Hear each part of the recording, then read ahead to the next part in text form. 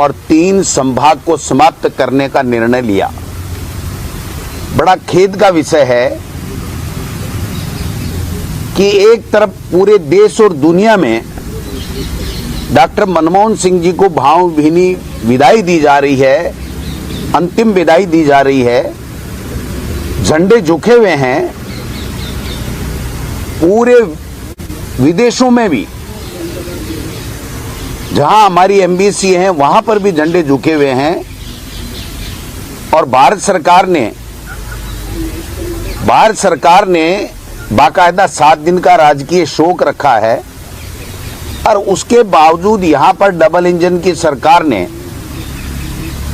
जन विरोधी ऐसा निर्णय किया है जो कल्पना से भी परे है, कोई सोच भी नहीं सकता। ये जितने भी जिले बनाए गए थे, संभाग बनाए गए थे, ये बाकायदा एक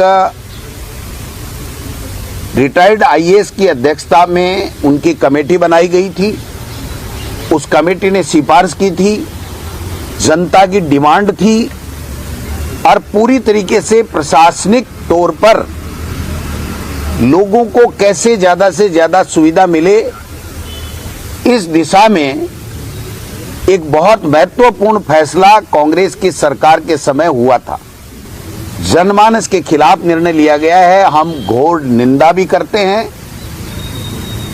और पूरी तरीके से कांग्रेस पार्टी और आम राजस्थान की जनता इस जन विरोधी भाजपा की सरकार के जन विरोधी निर्णय के खिलाफ आंदोलन करेगी। चूंकि आप समझिए, इनकी गणित समझिए कि एक तरफ जनगणना होनी है, 1 जनवरी 31 दिसंबर तक के लिए इनको छूट दी गई थी। दूसरी तरफ सर्दियों की हाईकोर्ट में छुट्टियां हैं। आनन फानन में इस प्रकार का निर्णय करके कि न तो कोई कोर्ट में जा सके, जनहित याचिका भी नहीं लग सके और 1 तारीख से फिर रोक लग जाएगी, 3 संभाग और 9 जिले समाप्त करना, मैं समझता हूं इससे बड़ा गलत निर्णय ये सरकार आगे भी क्या लेगी और आज तक की किसी भी सरकार ने ऐसा गलत निर्णय नहीं लिया। हम लोग जनता के साथ कंधे से कंधे मिलाकर के इनके इस अलोकतांत्रिक, विवेकहीन और पर्ची से लिए गए निर्णय के खिलाफ जन आंदोलन करेंगे। अगर आवश्यकता हुई तो हम माननीय न्यायालय की शरण भी लेंगे। आप बताइए कि एक कमेटी कह रही है कि ये जनहित में प्रशासनिक दृष्टि से उचित है और दूसरी एक कमेटी बना करके आप लोग इस तरीके का निर्णय करते हो। मैं समझता हूं कि राजस्थान की जनता देख रही है। मुख्यमंत्री जी कुछ 5, 10, 15, 20 दिनों से ज्यादा ही जा रहे थे दिल्ली, तो हम ये सोच रहे थे कि कोई प्रधानमंत्री जी को यहाँ बुलाएंगे तो कोई तोहफा देंगे, तो वो तोहफा भी नहीं दे पाए। ईआरसीपी को राष्ट्रीय परियोजना भी नहीं बना पाए और कोई पैकेज भी नहीं दिला पाए कोई विशेष। और ये तो 10, 5, 15 दिन से जो अपडाउन चल रहा था, ये यही अपडाउन चल रहा था कि वहां से कब पर्ची आए और कब इस तरीके से जनता के हितों पे कुठाराघात ये कर सकें। ये भजनलाल जी निर्णय करके खुश हो रहे होंगे, लेकिन इनको पता नहीं है ये बीजेपी के अमित शाह जी और मोदी जी है ना, ये हरियाणा में खट्टर बनाते हैं ना, वैसे इनको भी हरियाणा का खट्टर बना करके गलत निर्णय करा करके अपनी राजनीतिक रोटियां तो सेक लेंगे और उसके बाद में इनको हटा के कहेंगे कि नहीं आप तो फेल हो गए, कोई दूसरा आएगा। तो मुख्यमंत्री जी को अपना विजन दिखाना चाहिए था, हिम्मत दिखानी चाहिए थी, ऐसे सरेंडर नहीं होना चाहिए था।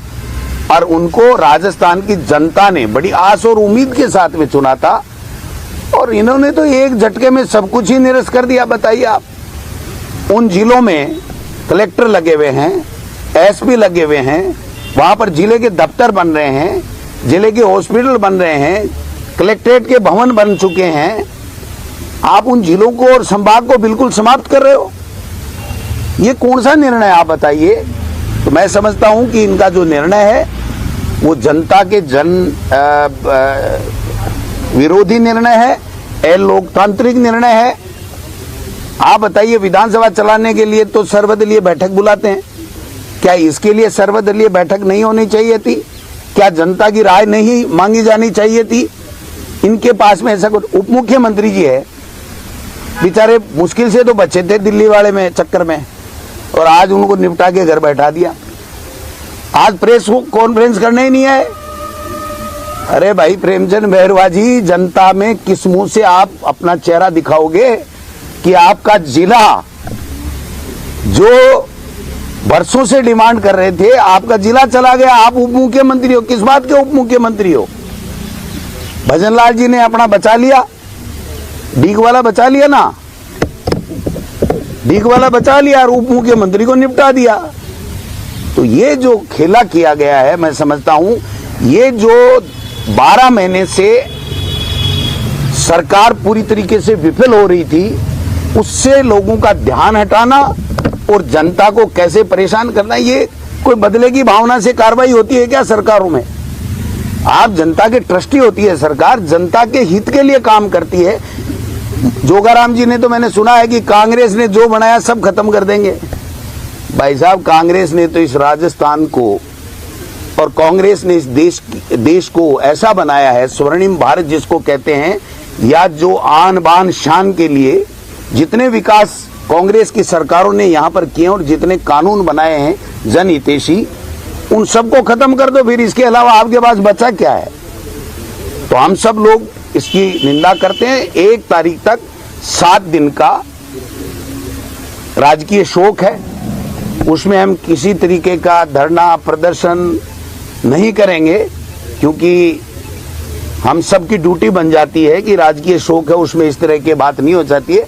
1 तारीख के बाद में हम लोग जन आंदोलन खड़ा करेंगे, जनता के साथ कंधे से कंधा मिला करके इनको मजबूर करेंगे कि या तो ये जिले बना दें, संभाग बना दें, और बनाएं, कोई दिक्कत नहीं, ये मर्जी है जितने बनाएं। अगर इनको वापस नहीं किया तो इनको एमएलए का चुनाव लड़ने के लिए आने वाले चुनाव में कैंडिडेट नहीं मिलेगा। मैं आपको लिख के दे सकता हूं, जिन जिलों को इन्होंने समाप्त किया है उन जिलों में इनको कैंडिडेट नहीं मिलेगा, और हमारी सरकार कांग्रेस की सरकार आएगी। और 101% मैं पार्टी के प्रदेश अध्यक्ष के नाते कहना चाहता हूं, ये जिले पुनः बनेंगे और वहां की जनता को हम वापस सौगात देने का काम करेंगे। अगर इनमें जरा बहुत भी, थोड़ी बहुत भी अगर इनमें कुछ बची है शर्म, तो इनको ये निर्णय अपना वापस लेना चाहिए जो आज निरस्त करने का निर्णय लिया गया।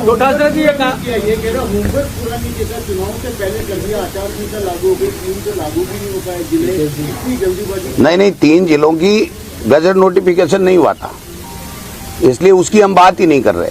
जहां कलेक्टर लग गए, एसपी लग गए, संभागीय आयुक्त लग गया, वहां पर आईजी लग गया और बिल्डिंगें बन गई, कलेक्ट्रेट भवन बन गए, सारे के सारे जिले के या संभाग के जितने भी अधिकारी बनते हैं, जैसे मेरे सीकर में एडिशनल चीफ इंजीनियर पानी का बन गया, बिजली का बन गया, दूसरे बन गए, तो सारी चीजें जब वहां पर हो गई, उसके बाद में आप समाप्त कर रहे हो, मतलब उन संभागों को। अगर आप में इतना ही था, इतनी विद्वेष भावना आप में थी, तो आप बनते ही कर देते।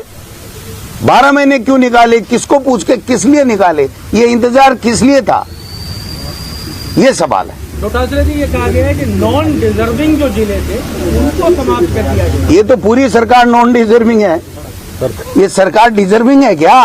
किसी ने सपने में भी सोचा था क्या भजनलाल जी के नेतृत्व में ये सरकार बनेगी और हमको ये दिन देखने पड़ेंगे? आज ये दुर्भाग्य है इस प्रदेश का कि ऐसे लोग बैठ गए जो पर्चियों से चलते हैं, अपने विवेक से नहीं चलते हैं और जनता के विरोध के निर्णय लेते हैं। अब मैं चाहूंगा कि हमारे नेता प्रतिपक्ष, कुछ है ही नहीं भाई साहब कोई निर्णय, ये तो पर्ची आ गई इनके पास में कि कांग्रेस वाले खत्म करो। वो तो किरोड़ी जी को पूछो ना क्या कह रहे हैं, वो है कि नहीं मंत्री, एसआई वाली भर्ती का क्या हुआ? हमसे क्यों पूछ रहे हो? इनसे पूछ लेते कि बताओ आप क्या हुआ एसआई भर्ती का, नई भर्ती का। ये तो कह रहे हैं हम पेपर लीक नहीं होने देंगे। इनके तो मंत्रिमंडलीय उपसमिति के जो रिपोर्टें हैं वही लीक हो रही हैं, तो ये पेपरों को क्या बचाएंगे, समझ के बाहर की बात है। मैं चाहूंगा कि हमारे नेता प्रतिपक्ष टीकाराम जूली जी अपनी बात रखेंगे, फिर अगर कोई और सवाल होंगे तो नेता महोदय या हम जो भी होगा दे लेंगे। और वीडियो के लिए हमारे चैनल को सब्सक्राइब करें और बेल आइकन को दबाएं।